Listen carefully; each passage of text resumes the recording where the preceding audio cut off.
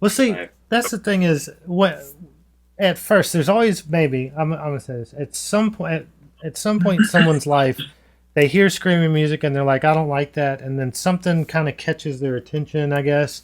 For yep. me it was the song "What It Is to Burn" by Finch. That's when I realized like, oh, this is something musical and not just some guy making noise because he can't sing. Um, and Yeah. being able to me, screaming, you've got singing, which is like I'm telling you my emotions, but like screaming is like the most passionate of emotions that you can portray in a song. They're, Yeah.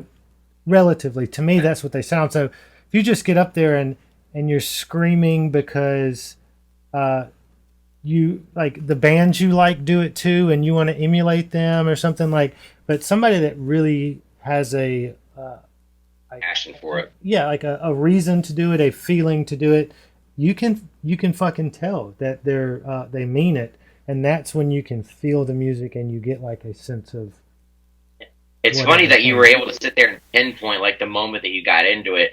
I think anybody that listens to heavy music that involves screaming can sort of pinpoint that moment when they get it. Like I remember when I was in middle school, uh, for whatever I can't remember what exactly inspired me to do it, but my dad used to always take me to the CD store, and I saw the first Slipknot album in there. It was the Yeah. only one they had out at that time.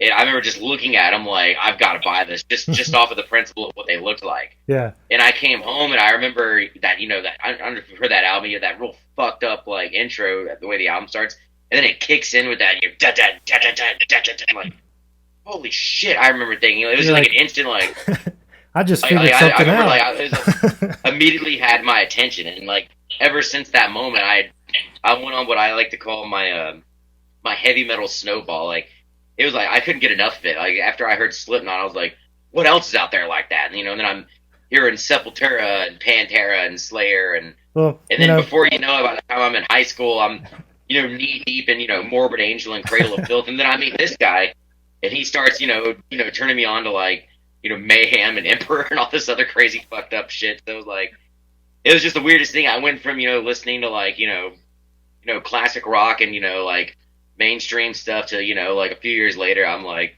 you know listening to Norwegian black metal and reading books about them burning churches and all this crazy shit. Like I'm telling you, it's like when you find that, like me, I'm listening to like Blink 182 and some 41 and stuff like that, and then all of a sudden Finch comes out. It kind of turned into like bands like Brand New, Taking Back Sunday was like Blink 182, then Brand New, Taking Back Sunday, and Finch was kind of in that area, right?